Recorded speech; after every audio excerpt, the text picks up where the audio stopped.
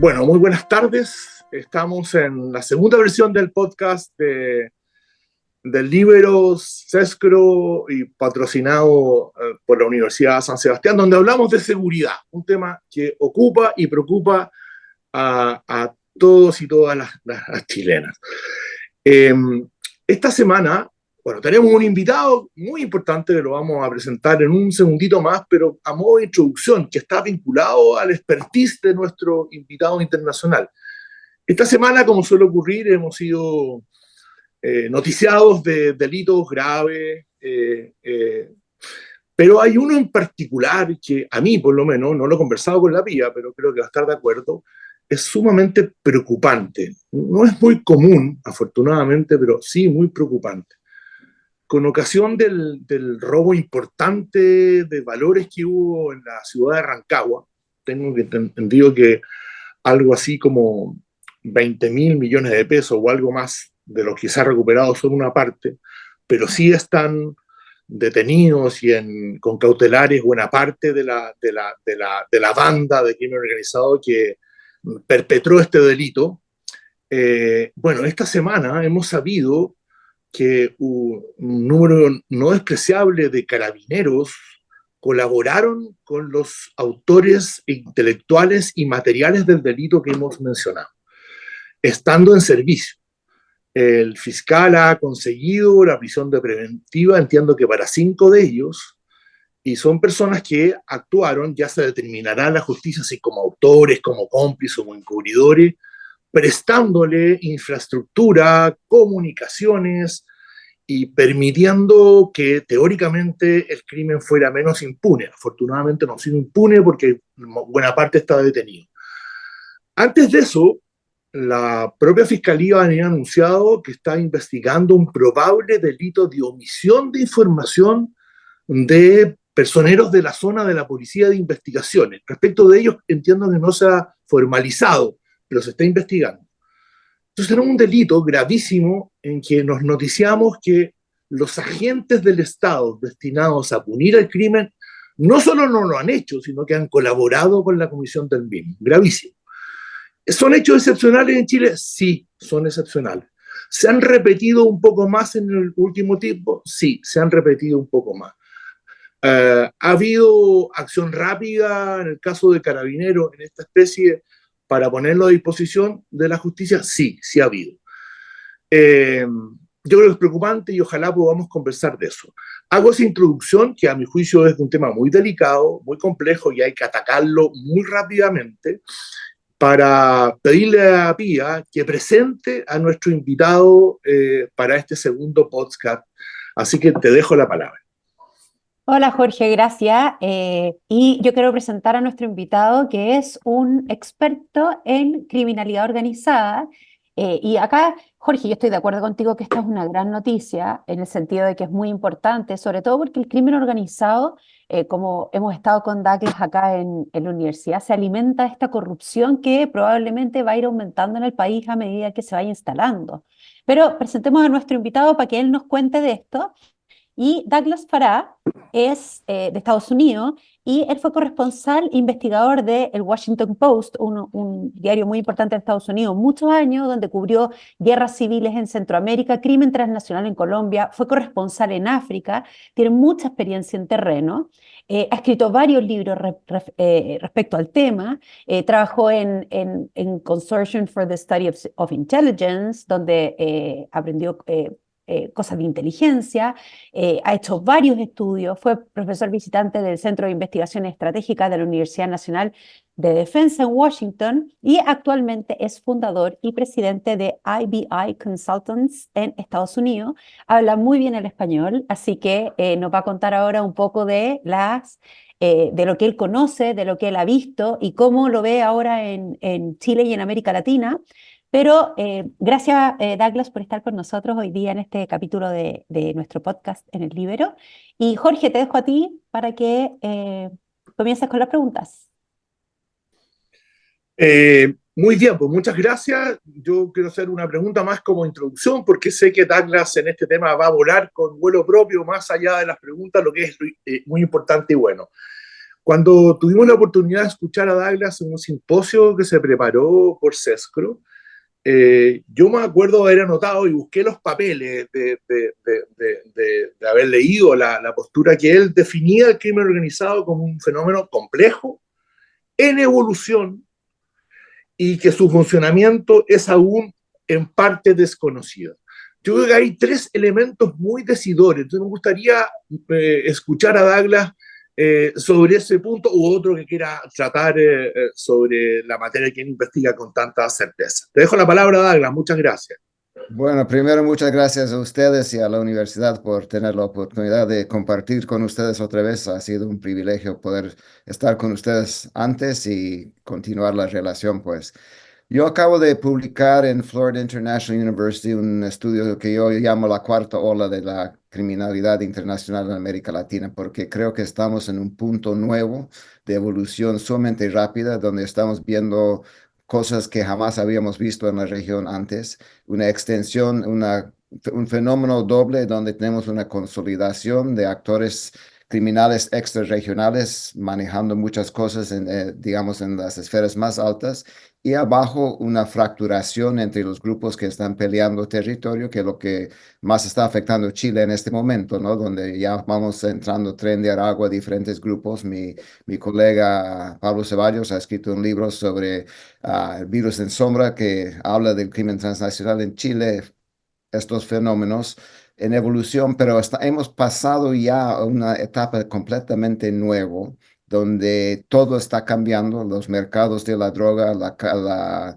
clase de droga que se maneja hacia Estados Unidos, lo que va hacia Europa, lo que cultivan en América Latina, cómo se distribuye en América Latina y las relaciones fundamentales entre estos grupos que ahora operan en América Latina con grupos muy importantes de Europa como la 'Ndrangheta italiana, como las mafias albaneses, como los diferentes grupos de Turquía que ahora están muy metidos en el crimen transnacional en América Latina. Entonces estamos en un punto muy complejo, muy nuevo y hay que entender que no estamos viendo lo que vimos en las olas anteriores. Ya. Douglas, Pía, ¿quieres hacerle una pregunta sobre esta introducción que ha hecho? Sí, sí, porque yo estuve leyendo, Douglas, tu paper, el que recién estabas comentando, y decía que estamos en esta cuarta ola porque estamos pasando por transformaciones, que se está creando este nuevo ecosistema dinámico y oportunista en la región. Me pareció los adjetivos que usabas de dinámico y oportunista, me parecieron bastante interesantes porque decías que había una diversificación de los productos y de los mercados, lo cual es claro que está pasando, sobre todo lo que tú comentabas de la cocaína, que va bajando el consumo de cocaína en la región, empiezan las nuevas drogas sintéticas, etcétera, y dice que esto va a traer consecuencias en el largo plazo a los países de Latinoamérica, particularmente Estados Unidos, dado que esto es para Estados Unidos, pero también para sus aliados en Latinoamérica. Entonces, a mí me gustaría saber un poco cuáles son las consecuencias, cómo ves este nuevo como reorden de América Latina, dada esta cuarta ola que tú ves que va a venir con estas transformaciones que estamos viviendo. ¿Cuáles son estas consecuencias para los países que tú ves que vamos a vivir?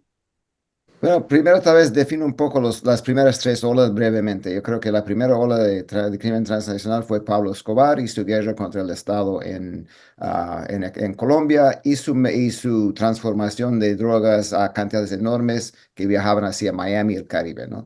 Segunda ola era el cartel de Cali, que vimos con la reorganización del tráfico de cocaína hacia México, Centroamérica, nuevos mercados, nuevas metodologías.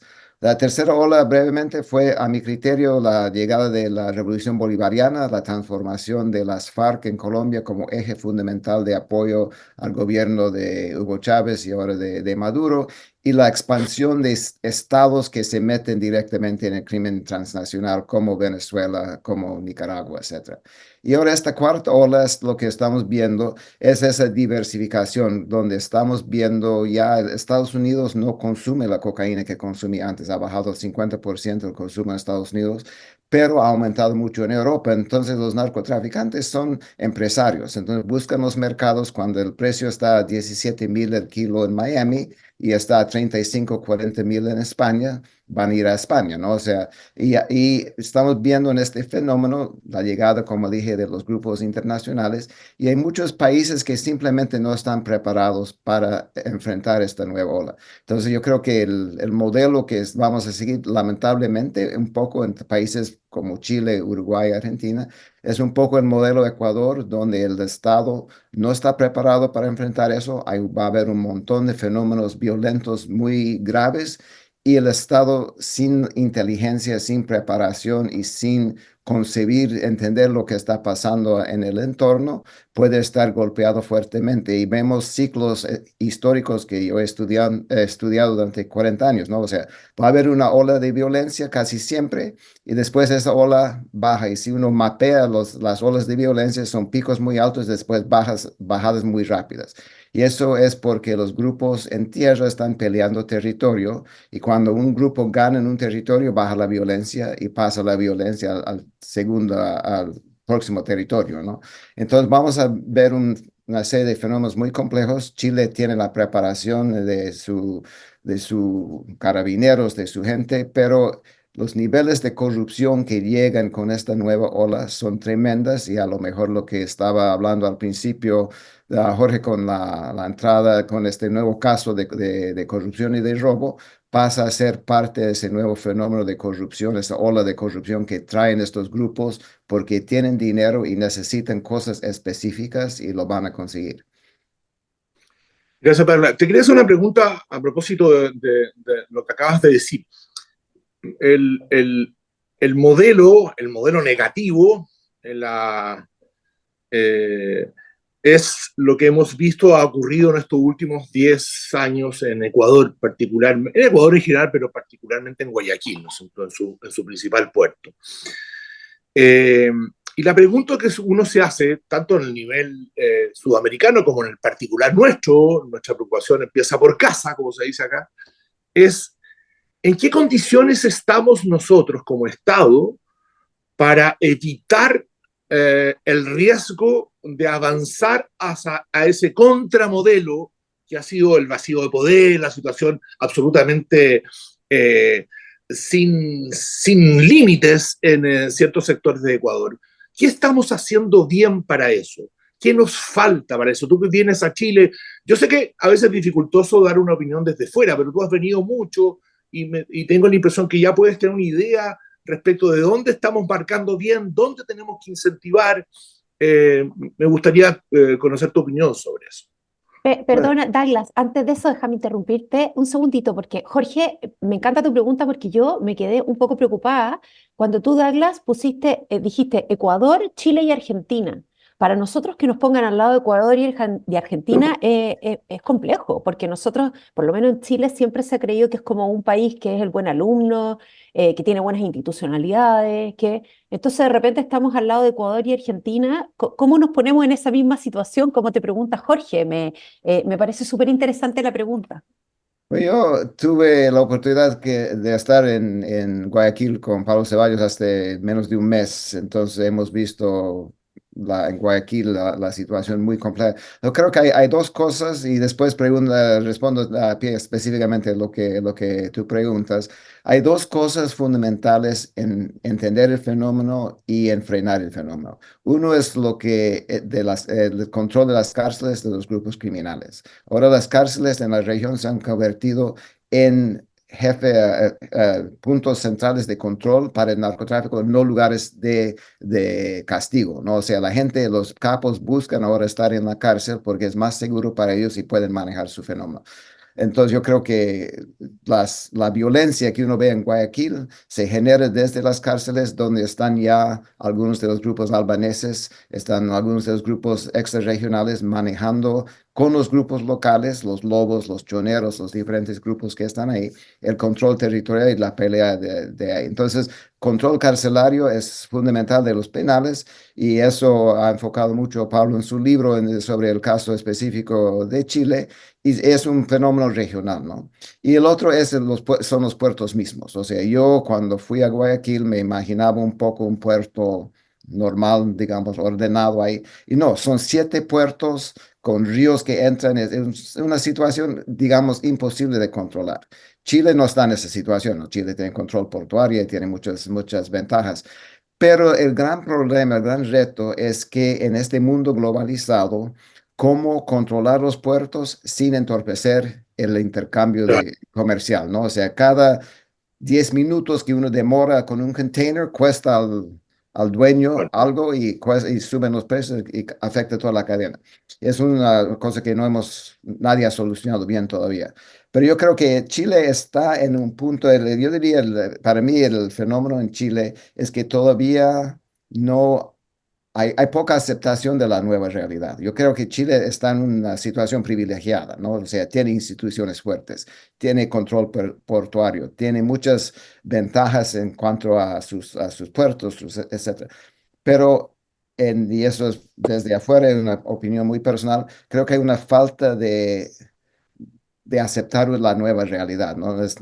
Muchos dicen igual que en Uruguay, igual que en Argentina, somos una isla, no nos puede pasar nada. Y eso es lo que decía, Ecuador tenía la tasa de homicidios más bajo en América Latina durante 50 años.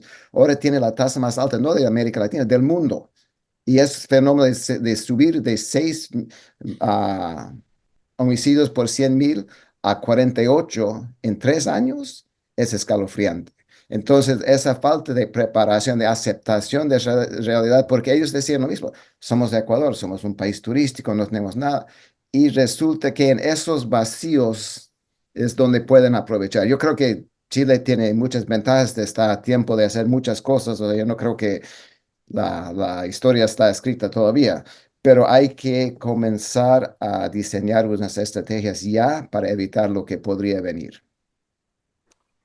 muchas gracias. Fíjate, Douglas, a propósito de eso, voy a hacer una breve discreción personal. A mí me tocó vivir en Ecuador hace 20 años, ¿no? Un poquito más, 22 años.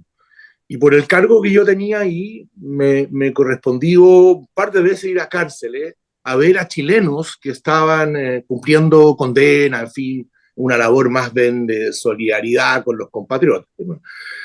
Y ya hace 22 años, yo hablé, me acuerdo, con los directores de las cárceles, particularmente una de Quito, en parte habían perdido la autoridad del control de las cárceles. Es un fenómeno que viene hace mucho tiempo, en un país, como dices tú, que era tranquilo, era tan tranquilo que era un país donde tenía inversión colombiana, mucha de la construcción, algunas provenientes del mundo de los carteles, para serte franco, lavado de dinero, pero un país más bien de refugio, de paz, donde iban a descansar los delincuentes. Y mira cómo terminó. Entonces, quiero concluir diciendo, afirmando una cosa que tú has dicho. Nosotros una situación en general institucional positiva, más allá de casos que nos deben preocupar, como el citábamos al comienzo, y evitarlo y no hacerlo impune. Pero lo que no nos puede pasar es que creamos que somos inmunes. Yo me quedaría con eso. Chile no es inmune a los problemas y los hechos lo demuestran. Entonces, tenemos una posibilidad, por cierto, de no caer en situaciones de fondo, pero para eso requeremos un trabajo de mediano, largo plazo y también cotidiano. Yo creo que esa es una conclusión bien importante en esta materia, a mi juicio, sobre todo si además le agrega una cosa que tú has señalado en tus posiciones, que es lo que más una de las cosas que dificulta la lucha contra este tipo de crimen organizado son los flujos migratorios no controlados. Y eso sí que lo estamos sufriendo nosotros hace mucho tiempo. Entonces, hay una conjunción de cosas que nos obliga más. Eh, Eso quería concluir en esta parte y le ofrezco la palabra a Douglas o a la Pía que quieran hablar sobre este tema o cambiar de tema, Pía, como usted diga. No sé si Douglas quiere decir algo, a mí me gustaría hacerle una pregunta, porque nos están avisando de que tenemos poquito rato. Me gustaría preguntarte, Douglas, ¿qué experiencia exitosa hay de no caer en la latinoamericanización, por decirlo así, del país? de poder volver atrás, en el fondo. Tú dices que no hay, que falta la aceptación. Yo estoy totalmente de acuerdo contigo que en Chile todavía no logramos aceptar que estamos en una senda bastante difícil y que si no la paramos nos va a ir mal. Pero ¿qué modelos hay? Porque, y sin hablar de El Salvador, porque a mí me parece que El Salvador es un poco, va también por otro lado, que no es un modelo tan limpio como a seguir. Pero ¿qué podemos hacer en Chile? ¿A quién podemos mirar? ¿Qué podemos hacer con el tema carcelario? A mí me gusta un poco el modelo italiano, lo que hicieron con la mafia. ¿Qué hacemos en política pública, en persecución? Estamos trabajando en la Fiscalía Supraterritorial. Eh, ¿Qué crees tú? ¿Qué podemos hacer ahora en materia política pública? Yo creo que Hago ese más, es, hago más brutal la buena pregunta. ¿Hay modelos alternativos a Bukele, Douglas? Exactamente. La respuesta corta es no, no es sostenible y no es un modelo, es un Ok. modelo ficticio basado en la represión masiva, cerrar los medios y salir totalmente fuera de un Estado de Derecho, ¿no? Entonces el precio es altísimo y mediano plazo insostenible. Yo digo que dentro de muy poco El Salvador va a caer en un desastre porque los grupos supuestamente desarmados nunca se desarmaron. La negociación con el gobierno va mal en este momento y cuando las mares quieran que se rompa la tregua, el pacto, se va a romper y Bukele no tiene control de eso y va a ser un desastre. Yo creo que lo que dijiste, Jorge, un poco va muy a lo que estamos viendo y así el futuro, ¿no? O sea, estamos viendo en el tema de migratorio, donde ahora se ha convertido en un arma asimétrica de países como Venezuela para sacar su propia gente. Y en esos fenómenos donde la mayoría de la gente es gente que sale por bien, que es gente, digamos, buena gente que sale, entran grupos como Tren de Aragua, que es un nuevo modelo de control territorial, de dominar, no trafican, no son narcotraficantes, son de control territorial donde si tú quieres pasar droga, pagas. Si tú quieres pasar mujeres prostitución, pagas. Si tú quieres extorsionar, pagas. O sea, un control un poco distinto, no es un modelo de un mercado único, sino una diversificación, control territorial, que trae la migración venezolana específicamente en Ecuador, en Perú y en Chile, donde estamos viendo que están muy fuertes. Entonces, yo creo que ese fenómeno, dado la escasez de recursos que tienen los estados, es doblemente frustrante porque no se puede dejar atender a esa gente, pero tampoco no se puede permitir que crezca el crimen transnacional alrededor de esos grupos que están saliendo a propósito a buscar nuevos mercados criminales. Entonces yo creo que hay o sea, el modelo carcelario diría en cuanto a Italia es muy buen ejemplo que se puede hacer con las mafias de tener un control estricto donde no hay comunicación, ¿no? Es el problema en las cárceles cuando en Ecuador, cuando se fugó el jefe allá, cuando descubrieron que milagrosamente que había un cancha de fútbol de 100 metros dentro de la cárcel con pasto real y que tenían relojes, que tenían prostitutas. O sea, ¿cómo se va a descubrir eso cuando el tipo se fuga? Estaba ahí durante mucho tiempo, ¿no? Eh, Entonces, comenzar a cortar esos nexos con el mundo exterior es bien complejo por la seguridad de la gente que maneja las cárceles, los guardianes, etcétera. Pero hay modelos en Italia y otros lugares donde han tenido ese éxito, donde se respetan los derechos humanos, no como en el caso de Bukele, pero donde logran un control real de las cárceles. El otro modelo de combatir el crimen transnacional, y no encaja perfectamente, pero porque estamos en este nuevo momento, pero el fenómeno que vivió Colombia en los años 90 de derrotar las FARC y derrotar las mafias simultáneamente con un apoyo internacional supremamente importante y rápido en ese momento, dio un éxito que poco se ha estudiado, y no perfecto, pero la posibilidad de trabajar con grupos élites de la policía, con vetted units, ¿no? Los grupos ya especializados, con recursos y una integración de los militares en puntos específicos, no la militarización de todo, y la recuperación de territorio, que es lo fundamental para los estados y tener su presencia en territorio que están combatiendo los grupos.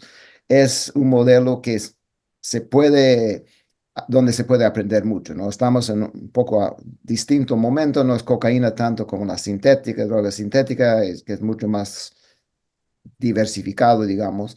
Pero y yo creo que en este momento lo que nos toca es crear el modelo, ¿no? Yo creo que el modelo perfecto no existe. Nos toca en este momento crear ese modelo porque vienen cambios sustanciales que demandan eso de parte nuestra. Muchas gracias, Douglas. Nos llegó la hora. Te queremos con la vía agradecer que hayas interrumpido tu jornada en Washington para conversar un rato con nosotros. Y con la vía esperamos el próximo jueves a esta misma hora tener un invitado tan importante como Douglas. La vara queda alta, así que no va a ser fácil. Y cerramos este segundo podcast con un saludo a quienes nos siguen. Muchas gracias. A ustedes muy amable, muchas gracias a la universidad por la oportunidad y a Pía Jorge por su tiempo también, muy amables. Gracias. Muchas gracias, Jorge y Douglas, que tengan un buen día. Igual, chao. El Líbero, la realidad como no la habías visto. Haz que estos contenidos lleguen más lejos haciéndote miembro de la Red Líbero.